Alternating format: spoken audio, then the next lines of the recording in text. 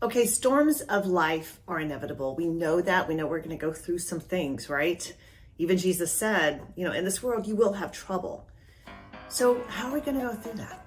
What if we just charge forward, go through it, and come out better on the other side? Wouldn't that be amazing? Well, guess what? That's exactly what we're going to do.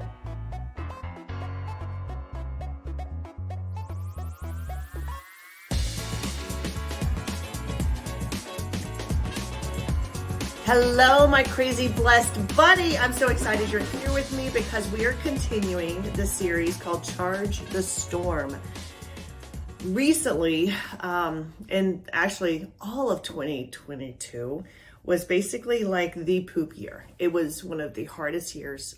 It was probably the hardest year of my life. And going through that, I'm grateful for going through that because of how I came out on the other side, how I'm still coming out on the other side. But I want to share with you kind of this strategy that I discovered, this manner of going through crisis and tribulation and hardship, but which we know we are going to experience. Now, the Christian life is not void of problems.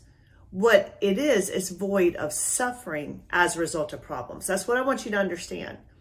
Like, yes, it is a life of sunshine and roses and happiness and joy. Yes, but that's the mystery of the Christian life. How do we go through trials? How do we go through crisis and go through it with grace, joy, abundance, and still show up? So that's what we're talking about. We're in a series called Charge the Storm. This is actually part 3. And if you haven't listened or watched part 1 and 2, go back and do that. But don't do it right now because I have a feeling that God wants you here right now to understand this one step we're talking about today. And that's called choosing the direction. So we talked about how to face the wind, but this is different. This is choosing the direction. So if you watched or listened to part 1 and part 2, I'm using this whole metaphor really of how a cow and a buffalo go through a storm. So really quickly, when a cow senses the storm is coming, it runs the opposite direction. It's scared of it. So it runs the opposite direction, and in doing so, makes the storm last longer because he's kind of running in the direction of the storm. So now he's in pain longer. It's more frustrating. It's more exhausting. A buffalo, however, when a buffalo senses that a storm is coming, what a buffalo will do is face the storm and run in the direction, charges the storm, thereby making it last a shorter time and coming out of it quicker, of course. So this is what we're talking about. We're talking about basically a strategy plan, how we're going to go through crisis. Because the last thing we need to do, and this is what I see a lot of people do, is we face a crisis and we go dark. Right? We hide. And yes, there's times when we have to retreat and kind of just go dark and center ourselves. But isolation happens. So when we're going through a crisis, grief, even a crisis of faith, right? We have a tendency to go dark, hide, and that can make the storm last longer, and it's damaging because that's a fear response, right? I'm scared of it. Let me run away and hide. Fear response. What if we had a faith response? What would that look like? So, I've already shared this, but really quickly, this is your first time. My mama went on to be with Jesus at the very end of 22. So actually 23 was the poop year. Sorry, I said 22. 20. It was all a blur. It was all a big blur of poop. But not to get too graphic.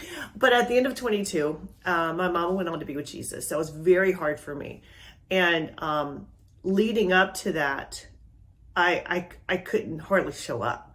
Couldn't show up in my ministry, my business. I was dealing with a lot of stuff because wait, why isn't my prayer working? What is happening? My mom is declining. And it was really hard for me. All of 23, I just didn't have my footing. And I had never gone through a crisis like that. The death of someone that I love dearly and was an essential part of my life. And so it was so hard for me because it was new for me.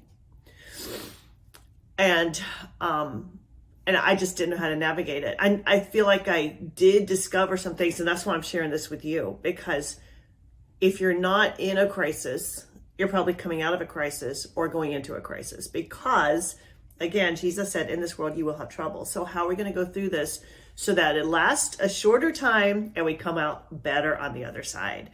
So we have to face it. But what I'm talking about today is choosing that direction. There is an energy with which we can go through trials that is either a fear energy or a faith energy.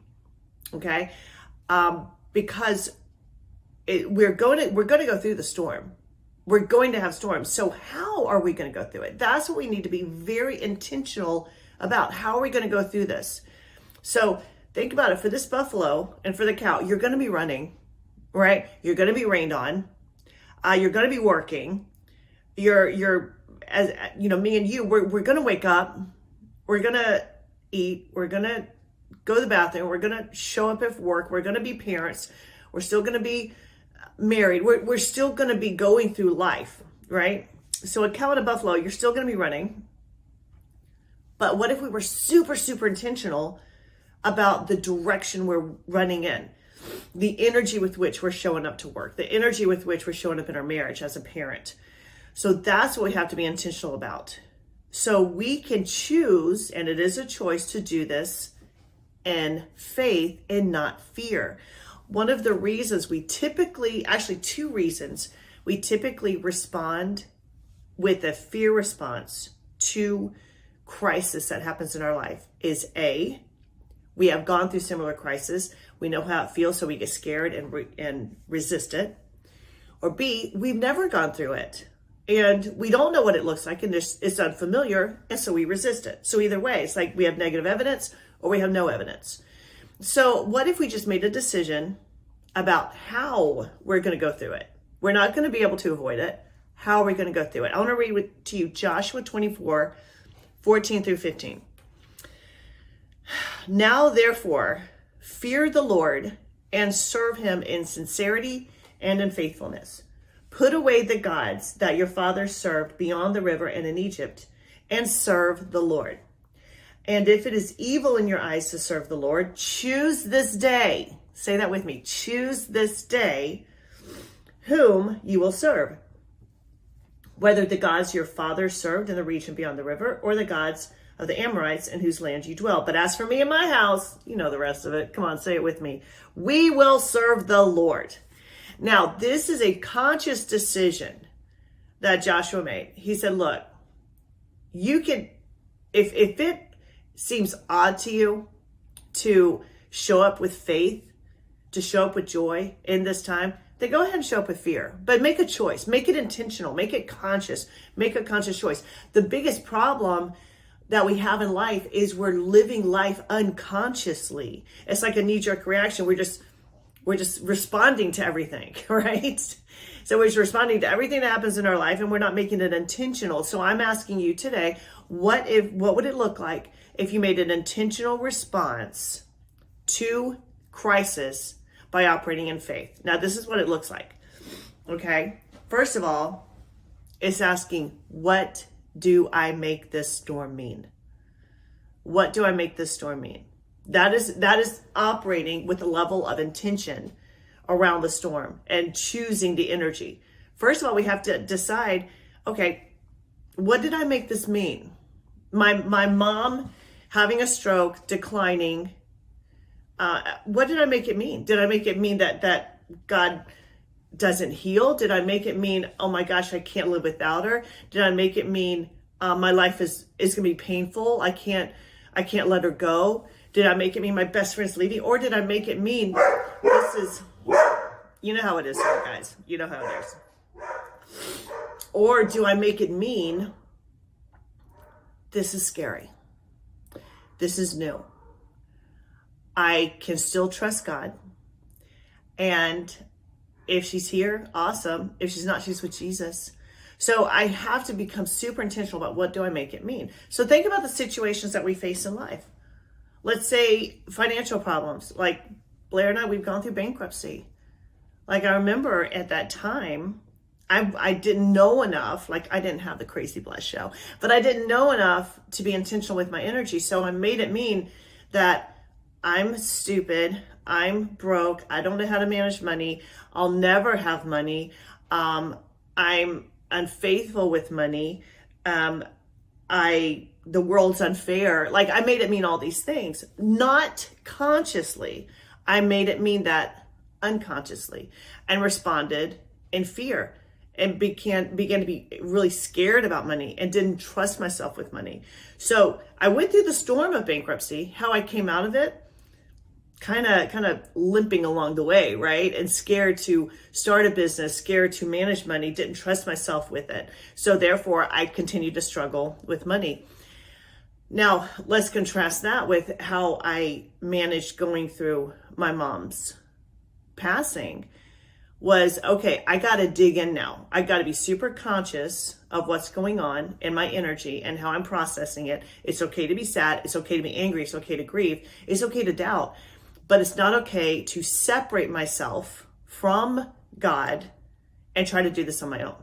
So I had to say, what would faith look like in this place of pain, doubt, fear, denial? What would it look like to have faith here? So if you're going through a crisis in your life, the first thing you have to say is, what do I make it mean? And get super clear with those core beliefs that are navigating the decisions you're making during that time. So there's always a favorable outcome and an unfavorable outcome of every crisis in life. Favorable, unfavorable. Problem is, we are unconsciously meditating on the unfavorable predominantly. And we don't even do it, like, it's not intentional. We're just thinking, oh, this is horrible. This is scary. This is going to be the end of me. I'm going to die. I'm going to lose everything. I'll never survive this. Like, that is where our brain goes, not our mind. That's where our brain goes, because we're human and we just think that way. No shame, no condemnation. It's just your human brain doing what it does best, keeping you alive. Now, what would it look like if we operated with the mind of Christ? It looks like I am aware of the most unfavorable outcome. We talked about that actually in the very first part of this whole series. First of all, we have to develop awareness. But now I'm going to choose. I can meditate on the most unfavorable. That's what I'm doing anyway, probably. Or I can choose, make an intentional decision to meditate on the most favorable outcome. What if this crisis with money, what if the bankruptcy, we could be like, you know what, now I'm gonna learn about money. Now I'm inspired to really find a mentor. Now I'm gonna start learning the skill. If everything is figure outable, I'm gonna figure this out because I know I have the mind of Christ. I can do all things. So there's always a favorable outcome. Oh, this is going to be a great part of my story. Think about that when you're going through a crisis. Your mind can say, this is just going to be part of my story. I'm going to have a victory at the end of this, and then I'll be able to share this with other people and inspire them. That could be part of the favorable outcome that you choose to hold. Okay? So sometimes we don't know. Sometimes we're going through a crisis and we really don't know. We're like, I know the most unfavorable outcome and actually meditating on that, but I can't even imagine what a favorable outcome would be from this potential, from the death of this person, from this financial crisis, from this divorce, from this, like, I don't even know what could be. My brain's not even there. Got it. When your brain is not even there that you can even process a favorable outcome because the pain is so acute, that's where we neutralize the outcome. That's where we say, okay, but I don't know what the favorable outcome could be from this because it hurts so bad right now, but I can just neutralize it and say, right now, I'm okay. So when my brain starts to go to the unfavorable outcome, oh, this is going to be into me, I'm going to die, I'll never survive this. All we have to do, if we can't think the favorable, we just neutralize it and say, right now, I'm okay. Right now, I'm okay. I don't have to even know about tomorrow because right now, I'm taking my next breath. I'm waking up. I'm drinking my water. I took a shower and I'm okay. That's kind of squaring up. We have to sometimes square up when we're going through a crisis and we choose a direction, but first we got to square up and face the direction and say, I'm okay right now. I'm okay. See, we're always praying. I know this is feels like a tangent right now, but stick with me. We're always meditating on something. We're always holding thoughts. And prayer is really just focusing your thought in a direction that is in line with God. If you're always meditating, you're always focusing on something. So you're always praying. So if you're always praying, think about it. Imagining the worst case scenario is like praying for that thing to happen. So I want to challenge you right in the middle of a crisis. Your mind will want to go there, but I want you to pull it back. That's taking thoughts captive, right? I want you to pull it back and say, what would it look like to just be okay right now? I don't have to meditate on anything. I don't have to create anything. I don't have to see what it's going to look like and hold all this fear. I can just be okay right now because all prayers are answered. We have to be conscious of where we're spending and investing our emotional and mental energy, because that is prayer. So we have to be conscious of the direction. We have to choose that direction. Where is my energy going to go in this crisis? We can believe in the covenant or we can believe in the curse. Either way, they're both realities. So the covenant is a reality. We have a covenant of joy, of salvation, of abundance to God through Jesus. We have that covenant sealed. But we also have a choice to abide under a curse. Now, when we accept Jesus, we are redeemed from that curse, but our spirit is redeemed. Our soul, our mind, our will, our emotions can still get tangled up in curse thinking. We still think pain. We still think separation. We still think limitation. We still think earthly results. And so even though we are covenant people, we can still be curse-minded if we don't do the work of changing the direction. We have to change the direction of our thoughts because thoughts become things. So if our thoughts are in line with God and faith and His will for us, and we can choose that, those are the things that we start to walk into as we come out of this crisis. But if our thoughts are in line with agony, pain, separation, those are the things we will walk into as a result of the crisis. So either way, you're going to come out of this crisis. How are you going to come out? That's the question. How are you going to come out? So we have to think that everything we face as we're going through a crisis could be potentially trying to get me off track. Think about it. When a buffalo is running through the storm, like a cow is running away from the storm. They're just looking back and like, this is horrible, it's horrible, it's horrible. It's catching up with me. I'm getting rained on. This is horrible.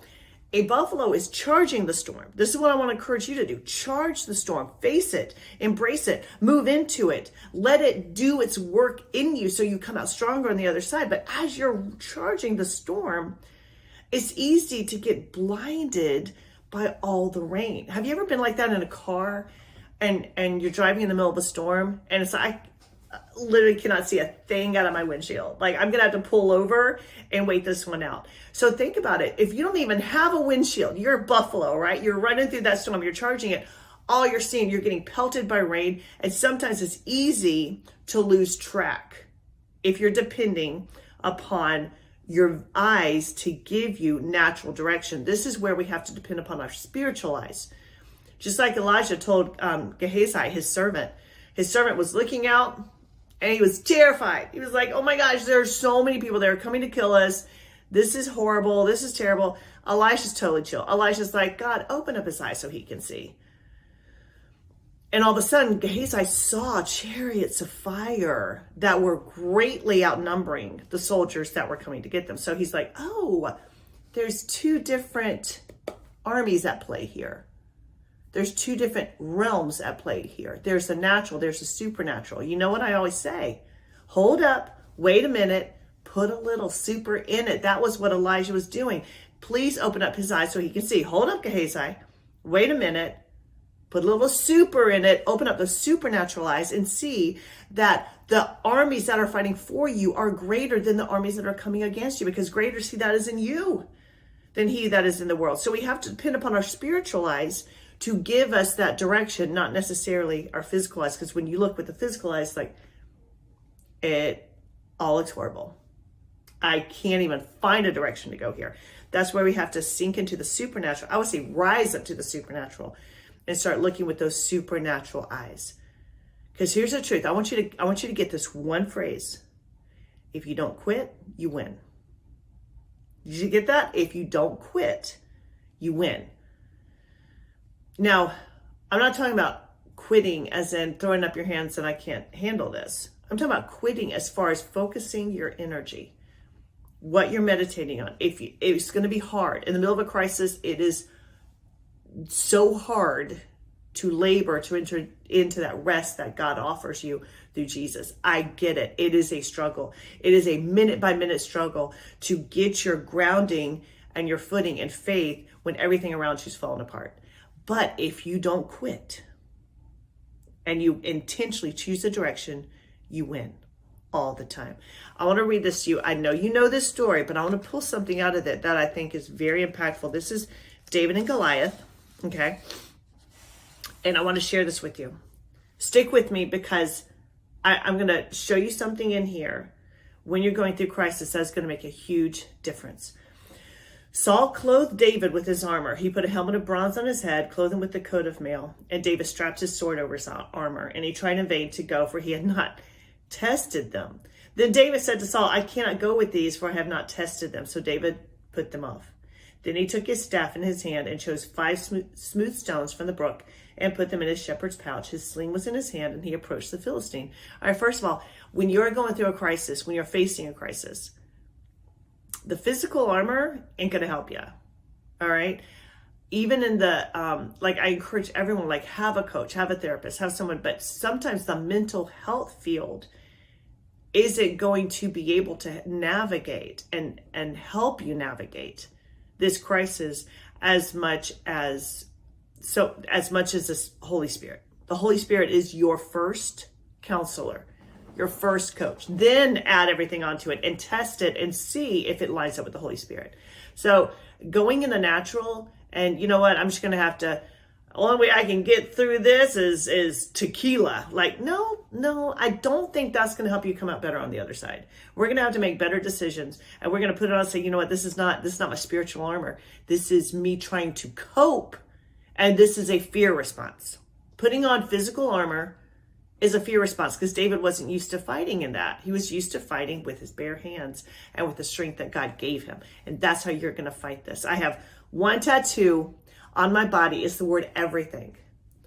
And the reason I got this is to remind me that according to Psalms and Proverbs, everything I put my hand to will prosper. So this is where we have to understand who we are and how we fight, how we go through this crisis. The Philistine moved forward and came near to David with his shield bearer in front of him. And when the Philistine looked and saw David, he disdained him, for he was but a youth, ruddy and handsome in appearance. And the Philistine said to David, am I a dog that you come at me with sticks? And the Philistine cursed David by his gods. The Philistine said to David, come to me and I'll give your flesh to the birds of the air and to the beasts of the field. Then, this is where the direction changed. This is where all of a sudden the movie pivoted, right? Then David said to the Philistine, you come to me with a sword and with a spear and a javelin, but I come to you in the name of the Lord of hosts, the God of the armies of Israel, whom you have defied. This day the Lord will deliver you into my hand, and I will strike you down and cut off your head. And I will give the dead bodies of the host of the Philistines this day to the birds of the air and to the wild beasts of the earth, that all the earth may know that there is a God in Israel, and that all this assembly may know that the Lord saves, not with the sword and spear, not with how you can naturally go through this. For the battle is the Lord's, and he will give you into our hand. When the Philistine arose and came and drew near to meet David, David ran quickly toward the battle line to meet the Philistine. And David put his hand in his bag, took out a stone, slung it, struck the Philistine on his forehead. And you know what happened. The stone sank into his forehead. He fell on his face in the ground. Then he goes over there, gets the sword, bam, cuts his head off. Now, why am I sharing this with you? This is, by the way, 1 Samuel 17. Why am I sharing this with you? Because you have a choice on the direction you take when you're going through this crisis. Either way, David would be fighting the Philistine. He was already committed because he already committed himself, right, to do this.